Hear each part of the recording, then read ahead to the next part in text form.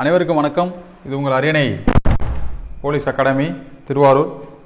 So நம்ம இந்த video பதிவில் பார்த்தோம் அப்படின்னா 2022 டிபார்ட்மெண்ட் கோட்டா எஸ்ஐ எக்ஸாமில் பிஎஸ்சிஏ பாரதிய சாட்சி அதிநிய பிரிவில் என்னென்ன கொஸ்டின்ஸ் கேட்டிருக்காங்க, எத்தனை கேள்விகள் கேட்டிருக்காங்க, எப்படி கொஸ்டின் கேட்டிருக்காங்க, அதை பற்றி தான் பார்க்க போகிறோம். ஸோ இதெல்லாம் தெரிஞ்சாதான் நம்ம நம்ம என்ன பண்ண முடியும், இதை ஃபாலோ பண்ணி இதே பேஸ் பண்ணி கொஸ்டின் கேட்கலாம், அல்லது இது போன்ற கேள்விகள் நம்ம என்ன பண்ணலாம், ஆன்சர் பண்ணலாம். நீங்கள் ஒரு செக்ஷன் படிக்கிறீங்க அப்படின்னா இதில் எப்படி கேள்வி கேட்கலாம் அப்படின்னு சொல்லிட்டு என்ன பண்ணுங்கள், படிங்க. ஸோ ஃபஸ்ட் டைம் இப்போ தான் நம்ம சேனல் பார்க்குறீங்க அப்படின்னா நம்ம சேனலை சப்ஸ்கிரைப் பண்ணுங்கள். தொடர்ச்சியாக taluk SI department quota and open கோட்டாக்கான online classes, offline classes, test batch எல்லாம் நம்ம கொடுத்துட்ருக்கோம். ஸோ இம்பார்ட்டன்ட் வீடியோஸ்லாம் நம்ம வந்து அப்லோட் பண்ணுவோம். நம்முடைய வாட்ஸ்அப் குரூப்லேயும் நீங்கள் என்ன பண்ணுங்கள், ஜாயின் பண்ணிங்க. டெலகிராம் குரூப்பில் ஜாயின் பண்ணிங்க. உங்களுக்கு டெலகிராமில் டிபார்ட்மெண்ட் கோட்டா சம்மந்தமான குவிசஸ் நம்ம வந்து கனெக்ட் பண்ணிகிட்ருக்கோம். ஓகேவா? ஸோ வாங்க பார்க்கலாம். ஃபஸ்ட்டு கொஸ்டின் பாருங்கள், ஒரு கூற்றாக கேட்டிருக்காங்க. என்ன கொஸ்டின் கேட்டிருக்காங்க அப்படின்னா, ஒருடைய அறிவுக்கு மாத்திரமே சிறப்பாக தெரிந்துள்ள சங்கதியை மெய்ப்பிக்கும் சுமை.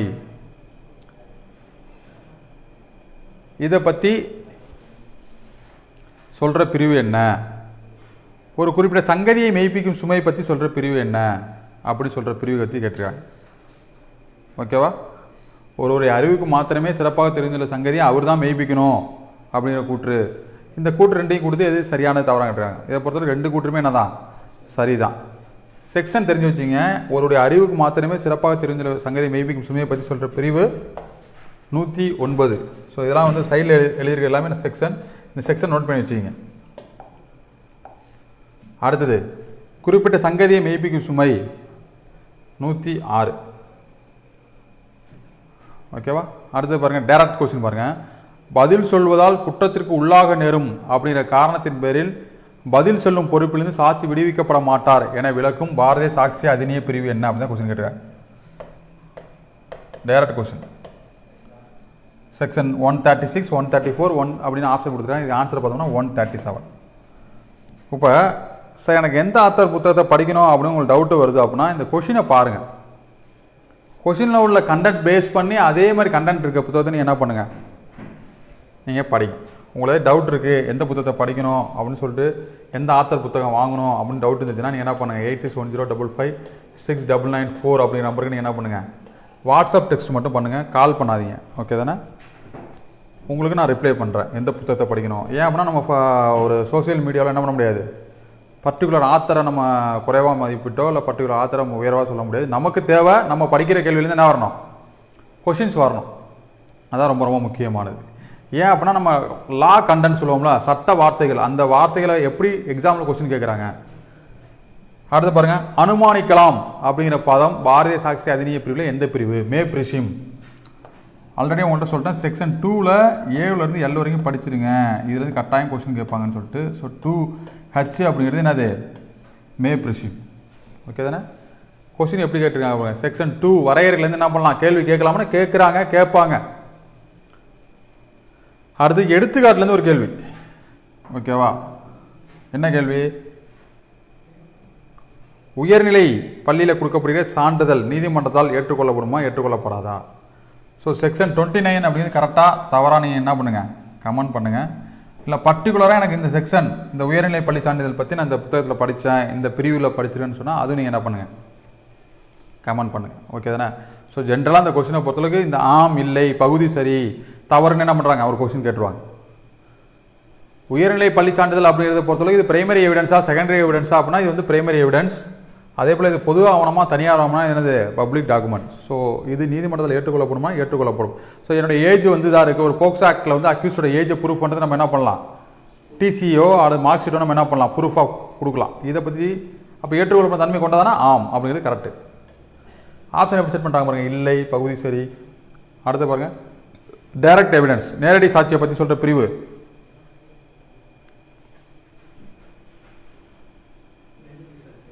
ஸோ பாருங்கள், வாய்மொழி சாட்சியம் நேரடியாக இருக்க வேண்டும் அப்படின்னு சொல்கிற பிரிவு என்ன பிரிவு?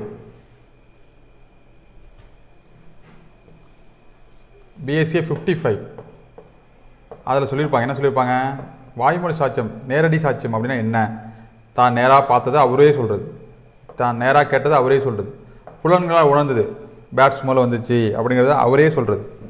இதுதான் என்னது, நேரடி சாட்சியம். இதுக்கு ஆன்சர் பார்த்தோம்னா ஆப்ஷன் டி.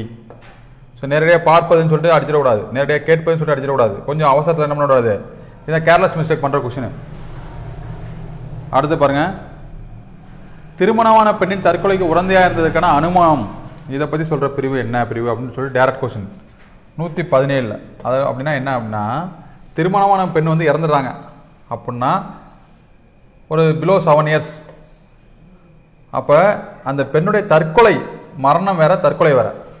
ஸோ மரணம்னா 118 வந்துடணும். வரதட்சணை மரணம்னா செக்ஷன் 118 BSA, தற்கொலை அப்படின்னா 117. இதுக்கு அந்த கணவன் மற்றும் உறவினர்கள் தான் உடந்தையாக இருந்தாங்க அப்படின்னு சொல்லிட்டு நீதிமன்றம் அனுமானம் செய்து கொள்ளும். நாங்கள் உடந்தையாக இல்லை அப்படின்னு சொல்லிட்டு ப்ரூஃப் பண்ண வேண்டியது, பேர்டன் ஆஃப் ப்ரூஃப் வந்து அவங்கள சார்ந்தது. இதை பற்றி சொல்கிறது 117. அடுத்து பாருங்க, டையிங் டிக்ளரேஷன், இறந்து போனவர் கண்டுபிடிக்க முடியாதவர்களின் சாட்சியம், இதை பற்றி கேட்குற பிரிவு என்ன, செக்ஷன் 26. மறந்துடாதீங்க. இறந்து போனவர் அல்லது கண்டுபிடிக்க முடியாதவர் முதலியால் தொடர்புற்ற நிகழ்மை பற்றி சொல்லப்படும் முறை எந்த சர்ப்பங்களில் தொடர்புற்றது, செக்ஷன் 26. அடுத்து பாருங்க, பொறுத்துக, இதெல்லாம் கொடுத்து எந்தெந்த பிரிவு அப்படின்னு கேட்டுருக்காங்க. பேர்டன் ஆஃப் ப்ரூஃப் நம்ம யாருக்குன்னு சொல்லியாச்சு, செக்ஷன் டேட் ஆஃப் கொடுத்துருக்கோம் 104. டவுரி டெத்து, வரதட்சணை மரணம் 118. Expert opinion section 39. ஏற்புரை 15. ஸோ இதில் ஒரு 4 கொஸ்டின் கான்சன்ட்ரேஷன் பண்ணியிருக்காங்களா, பார்த்துங்க எந்தெந்த கொஸ்டின். இப்போ பொறுத்துகளை வந்து அடுத்த எக்ஸாமில் கூட்டுகளில் வரது வாய்ப்பு இருக்குது, இல்லை டேரக்ட் கொஸ்டினாக வரது வாய்ப்பு இருக்குது. இதெல்லாம் நமக்கு தெரியாமல் இருக்கவே கூடாது, சந்தேகமாக வரக்கூடாது.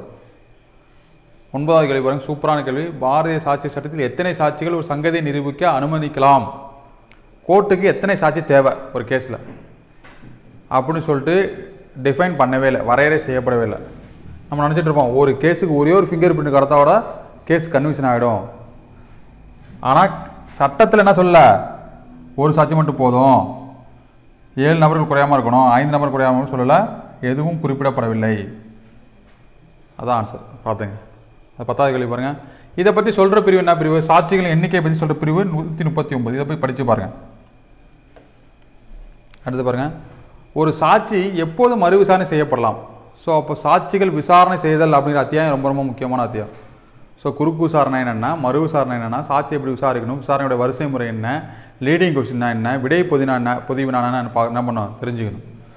ஸோ ஒரு சாட்சியை எப்போ மறு விசாரணை செய்யலாம் அப்படின்னா, ஒரு குறுக்கு விசாரணை முடிந்த பிறகு அவரை யார் அழைச்சாங்களோ சம்மன் கொடுத்து அந்த தரப்பினரால் விசாரணை செய்யப்படுறதா என்னது மறு விசாரணை. இதை பற்றி சொல்கிற பிரிவு 142. ஓகேவா. ஸோ நம்முடைய அரியணை போலீஸ் அகாடமியுடைய கொஸ்டின் பேங்கை பற்றி தெரியும் உங்களுக்கு, தெரியாதவங்க தெரிஞ்சுங்க. 5725 கொஸ்டின் 2050 rupees. இந்த புத்தகம் வாங்கினீங்க அப்படின்னா நீங்கள் லாவை பற்றி கவலை பண்ண தேவை அவசியமே இல்லை. ரெஃபரன்ஸ் புக்கு வாங்கணும், ரெஃபர் பண்ணி படிக்கணும், டெஸ்ட் எழுதணும். ஓகேவா. ஸோ நீங்கள் தன்னைத்தானே நீங்கள் ஒரு ஆசிரியராகவும் மாணவனாகவும் கருதி நீங்களே வந்து ஒரு ரெஸ்பான்சிபிளாக படிக்கிறீங்க அப்படின்னா உங்களுக்கு இந்த புத்தகம் ரொம்ப ரொம்ப யூஸ்ஃபுல்லாக இருக்கும். ஒரு 1200 பக்கம் நீங்கள் வந்து பிரிண்ட் அவுட் எடுத்தீங்க அப்படின்னா உங்களுக்கு எவ்வளோ ஆகும். அந்த பிரிண்டடு பேப்பரும் வந்து பார்த்தீங்கன்னா கொஞ்ச நாளுக்கு அப்புறம் என்ன ஆகிடும், சரியில்லாமல் போயிடும். ஆனால் புத்தகம் வந்து பார்த்தீங்கன்னா குவாலிட்டியான பேப்பர். உங்களுக்கு பணத்தை கட்டினீங்கன்னா உங்களுக்கு வீட்டுக்கு புத்தகம் வந்துடும். அந்த புத்தகத்தை பார்க்குறப்பலாம் உங்களுக்கு படிக்கணும் இன்ட்ரெஸ்ட் வரும். படிக்கணும், OMR செட் தனியாக வச்சு டெஸ்ட் எழுதி பார்க்கணும், திரும்ப படித்து பார்க்கணும், திரும்ப டெஸ்ட் எழுதி பார்க்கணும். 10-15 வாட்டி டேக்கிங் டெஸ்ட் எழுதி பார்க்கலாம். ஸோ அட்மினிஸ்ட்ரேஷனுக்கு ஒன்லைனர் கொடுத்துருக்கோம், தமிழுக்கு நோட்ஸ் கொடுத்துருக்கோம். உங்களுக்கு வேணும் இந்த புத்தகம் அப்படின்னா மிக குறைவான புத்தகங்கள் தான் இருக்குது. 8610556994 அப்படிங்கிற நம்பருக்கு நீங்கள் என்ன பண்ணுங்கள், கான்டாக்ட் பண்ணுங்கள். ஸோ இதுதான் நம்ம புத்தகத்தோட இண்டெக்ஸ். பார்த்துங்க. உங்களுக்கு புத்தகத்தோட இண்டெக்ஸ் வேணும், சாம்பிள் வேணும் அப்படின்னா நீங்கள் என்ன பண்ணலாம், நீங்கள் இந்த நம்பருக்கு நீங்கள் என்ன பண்ணுங்கள், கான்டாக்ட் பண்ணுங்கள். ஸோ தொடர்ச்சியாக படிங்க, ஸ்மார்ட் ஒர்க் பண்ணுங்கள், ப்ரீவியஸ் இயர் கொஸ்டின் பேப்பர் பாருங்கள், எப்படிலாம் கொஸ்டின் கேட்கறது வாய்ப்புகள் இருக்குன்னு பாருங்கள், எந்தெந்த அத்தியாயம் முக்கியம்னு பாருங்கள். அது BSc மட்டும் கிடையாது, BNS BNSS எல்லாத்துலேயுமே எந்தெந்த அத்தியாயத்தெலாம் வாய்ப்பே இல்லை, சம்மந்தமே இல்லை அப்படி சொல்லி ஃபஸ்ட்டு இண்டெக்ஸை படிச்சிருங்க.